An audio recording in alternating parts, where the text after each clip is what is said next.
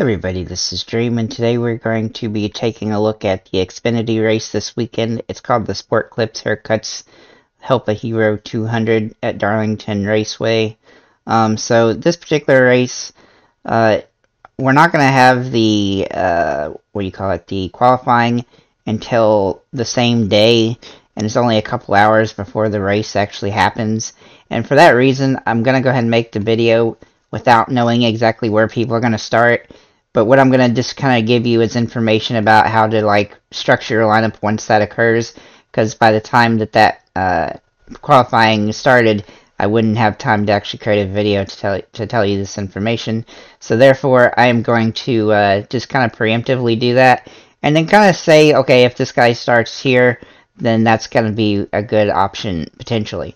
So with that said, let me go ahead and get into the drivers themselves. So I have several top options, a couple secondary options, some cheap options, and Hail Mary options.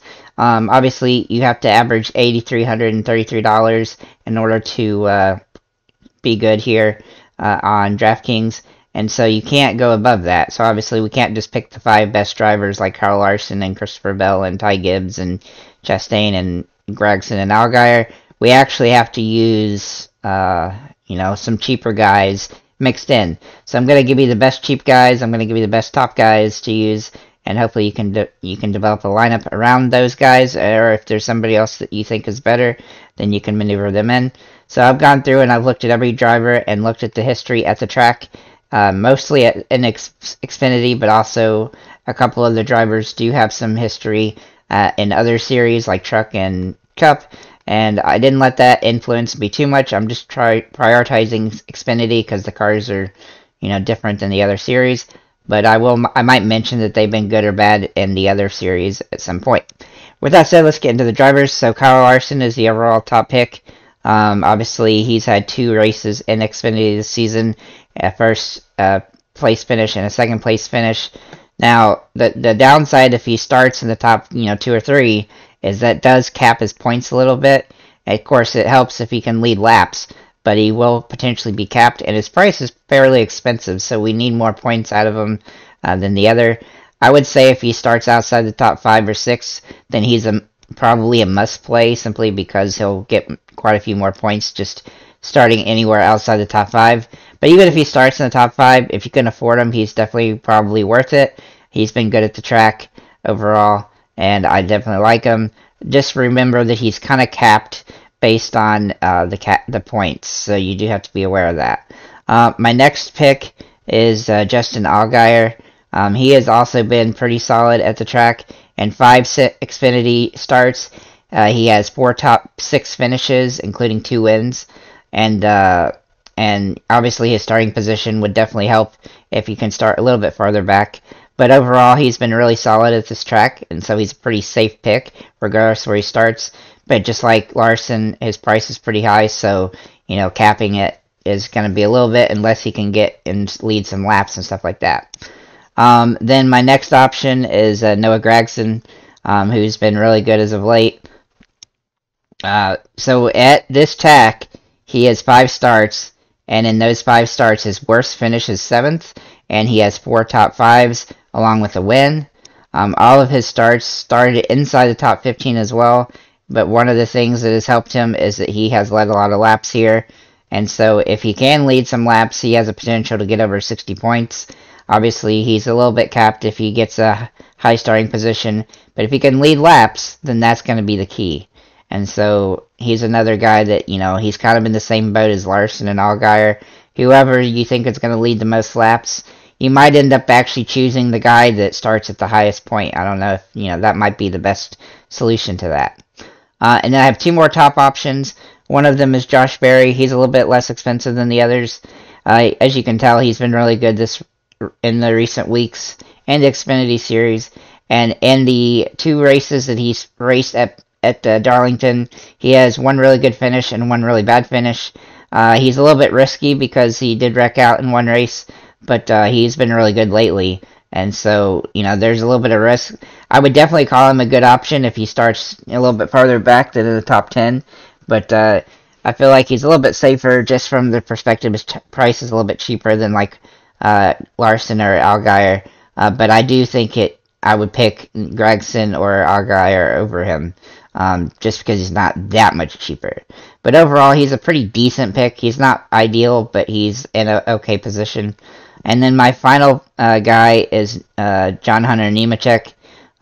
He doesn't race all the races, obviously, but when he does race, he usually does pretty good. Now, he's had a couple bad races here and there, but at this particular track, the reason he's a top option is that he's had this would be his second race here.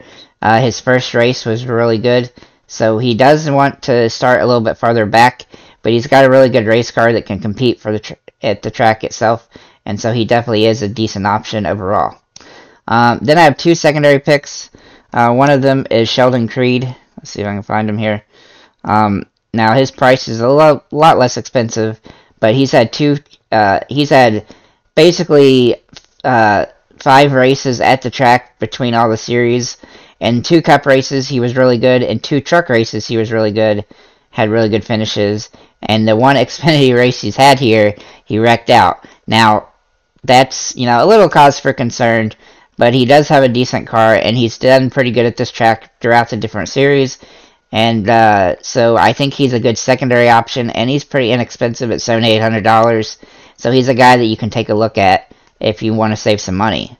Brandon Jones is the other guy for Joe Gibbs Racing. I consider him a secondary pick.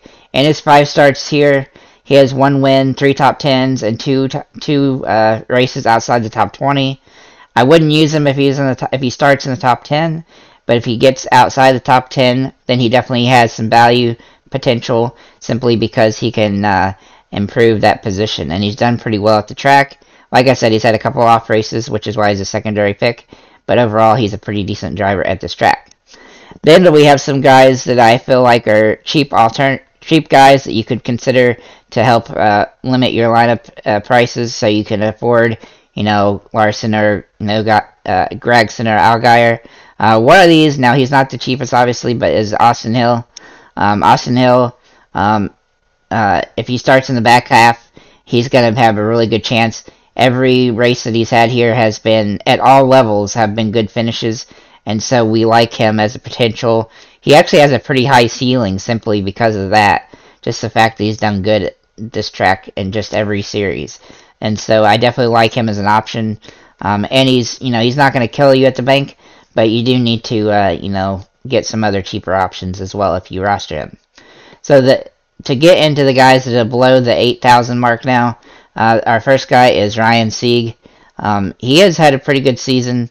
He hasn't been finishing quite as good as you'd like, though. But at this particular track, he's finished all of his races here. His 11th place is worst finish. 3rd place is his best. And if he starts further back in the race, which is likely, probably, hopefully, like a 25th to 35th start point, if he can start in that position, then he has a lot of upside in this particular race. Now, obviously, if he starts in the top 15, it's not somebody we're going to want to use because he'll be really capped on his fantasy points projections. But if he starts farther back, his ceiling is pretty high. So I definitely like him as a good option. Another cheap option is Ryan Vargas. Now, he hasn't had the best season, but he's kind of in the same boat as Sieg. He has a situation where if he can start in the back 15 positions, he has a good history at this track, and he can really improve and get some good fantasy points. Obviously, Daytona is kind of an enigma because he did finish 6th. I wouldn't expect a 6th place finish from him, but I'm thinking that he can probably get in the 25 to 40 point range if he can start far enough back where he can move up to like 20th throughout the race, which is something he's done at this track before. Jeremy Clements is the next one. Now, he won the Xfinity race last week at Daytona. Obviously, Daytona is a crapshoot, but he's a pretty good driver when it comes to like not crashing out. And if you look at the situation of him, he's very similar to Vargas. If he starts near the back, he's standing to score a good amount of points simply because he usually does a good job of avoiding most of the wrecks and stuff. And at this track, he's been pretty good at keeping from failing out in the past. And so I expect him to have a pretty solid finish, assuming that he starts farther in the back where he can gain those points for moving up in the race. The next guy that I like is Landon Castle. He's actually had a really good season. He's having a lot of top 10, top 15 finishes, and he's $8,000. And so he's also been pretty good at this track. And again, if he can get farther back in the race to start, then he has more upside. His price is a little bit higher than I would like, just being at $8,000. But I would say the farther back he goes, the more valued the price is. And I'm a little surprised his price is that high. So you do have to be aware, because it's all about the roster construction here. If you lose a lot of guys in the $8,000 range, then you're not going to be able to pay up for like Kyle Larson or Gregson. But it really just depends on if he starts far enough back in their track where he can really benefit you in points. Then I have two Hail Mary picks. These guys are super cheap, and they have the most upside of the super cheap options available. One of them is Bailey Curry. He is decisively a Hail Mary. He can get to about 30 fantasy points if he starts near the back, which is probably where he'll start. And if he can keep his race clean, which he's had a history of doing here, then he has a good chance of getting a good finish and getting a decent chunk of points. And then the last but not least guy is Stephen Parsons. Now, he hasn't ever had a top 10 this season, which I don't expect him to get. And he is a little bit more expensive than Curry, but he has been really good at this track when he's raced here in a couple races, and he has some upside just from that perspective, because he can get a decent finish and get those points for the differential and the scoring. And just so you can see what that is that I'm talking about the scoring, place differential, you get a point every time you complete or stay like where you finish from where you start. So for instance, let's say, just looking at this, let's say that you start 30th and then you finish 20th. So you're going to get 23 points for finishing that, and then you're going to get an extra 10 points for the place differential. So then you'd end up with 33 points. And some of these like lower level guys, they have the potential to do that, like Parsons, Curry, Vargas, Sieg, and Clements. If you can get those positions, then that's going to definitely benefit their ability to score points and save you money in your lineup. So that's pretty much what I have for this.